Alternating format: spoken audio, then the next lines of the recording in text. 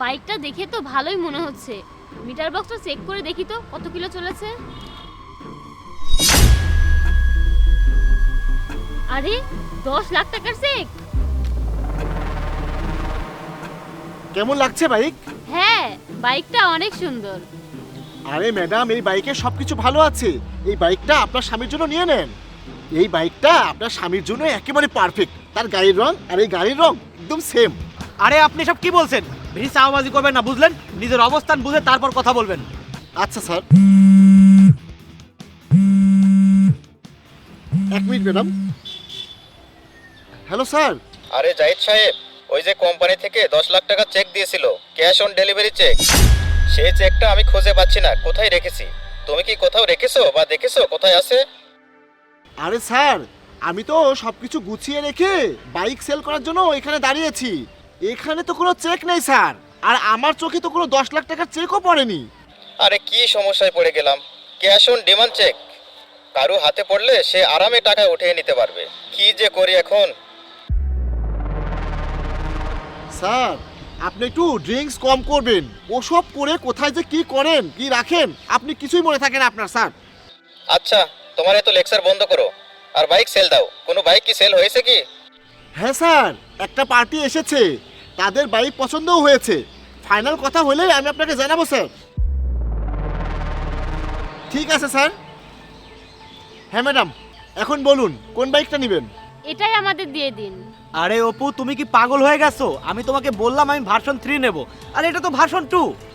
আরে তুমি কি জানো এই বাইকের মিটার কভারে 10 লাখ টাকার একটা চেক আছে? সেজন্য তো আমি এই বাইকটা নিতে চাচ্ছি। এই বাইক আমরা 2 লাখ টাকায় কিনতে পারবো, আর এর ভেতরে 10 লাখ টাকার একটা চেক আছে, আমরা সেই টাকাটাও পেয়ে যাব। তুমি চুপ থাকো, আমাকে ডিলটা করতে দাও। ঠিক আছে ঠিক আছে, আমি তো জানতাম না। হ্যাঁ ভাই, এটাই ফাইনাল, আমরা এটাই নিব। তো ঠিক আছে ম্যাডাম, আপনি হাফ পেমেন্ট অ্যাডভান্স করে দেন। যখন গাড়ি বুঝিয়ে দেব তখন বাকি টাকাটা পেমেন্ট করে দিবেন। ঠিক আছে, আমি ক্যাশ দিচ্ছি। কারণ স্যার, আমরা তো ক্যাশ নেই না। আপনি এক কাজ করুন, আপনি আমাদের অ্যাকাউন্টে ব্যালেন্স ট্রান্সফার করে দিন। আমি অ্যাকাউন্ট নাম্বার দিচ্ছি। ঠিক আছে, অ্যাকাউন্ট নাম্বার বলেন, আমি দিয়ে দিচ্ছি। হ্যাঁ নিন।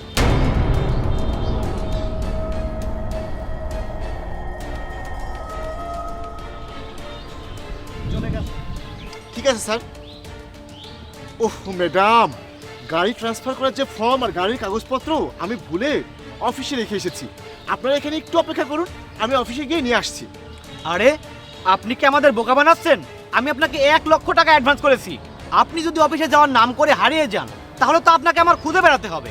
ওহ স্যার, আমরা এখানে এই ব্যবসা অনেক দিন ধরে করছি, আর আমি এখানে যে গাড়িগুলো রেখে যাচ্ছি সেই গাড়িগুলোর দাম আপনার ওই 1 লাখ টাকার চেয়ে অনেক বেশি। আমার একটু ভুল হয়ে গেছে, আমি এখনই নিয়ে আসছি। আরে আপনার সব কাহিনী বন্ধ করুন, আমার টাকা ফিরিয়ে দিয়ে তারপর অফিসে গিয়ে ফর্ম নিয়ে আসুন। আরে স্যার, টাকা তো স্যারের অ্যাকাউন্টে জমা হয়ে গেছে, আমি তো এখন আর সেটা ফেরত দিতে পারবো না। আপনারা একটু অপেক্ষা করুন, আমি ফর্ম নিয়ে আসছি। আমার প্রতি একটু ভরসা করুন। আচ্ছা ঠিক আছে। এই তুমি কি পাগল হয়ে গেছো? সে এখান থেকে গেলেই তো আমরা ওই 10 লাখ টাকার চেক বের করে নিতে পারবো। নইলে গাড়ি যখন বুঝিয়ে দেবে, গাড়ি চেক করার সময় ওই চেকটা ওদের হাতে পড়ে যাবে। ঠিক আছে, আপনি যান, আমরা এখানে আছি। ঠিক আছে ম্যাডাম। এই দেখো 10 লাখ টাকার চেক। আরে সত্যি তো, আমাদের তো অনেক লাভ হয়ে গেল। ঠিক আছে, এটা তোমার পকেটে রাখো।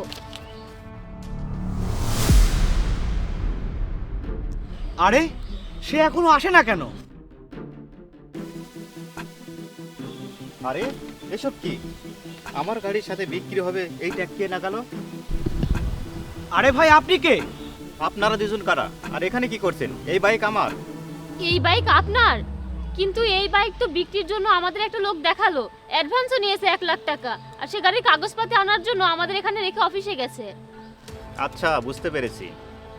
দেখিন তো এই ব্যক্তি কি না? আরে হ্যাঁ, এই লোকই তো আমাদের বাইক দেখে এসেছে, আমার কাছ থেকে 1 লক্ষ টাকা নিয়ে গেছে। আরে ভাই, এই ব্যক্তি তো একটা ফ্লট, আমি তাকে খুঁজছি। আজও এখানে এসেছিল। ইস, মিস করে ফেললাম। উফ, এই ওই চেকটা বের করো, দেখি এটা আসল কিনা নকল। চেকটা তো আসলই মনে হচ্ছে। তোমরা দুজন দুনিয়ার সবচেয়ে বোকা। এই চেক 3 মাস আগে এক্সপায়ার হয়ে গেছে, সামনের ডেটটা দেখো। তার মানে সে আমাদের বোকা বানিয়ে আমাদের 1 লাখ টাকা নিয়ে চলে গেছে।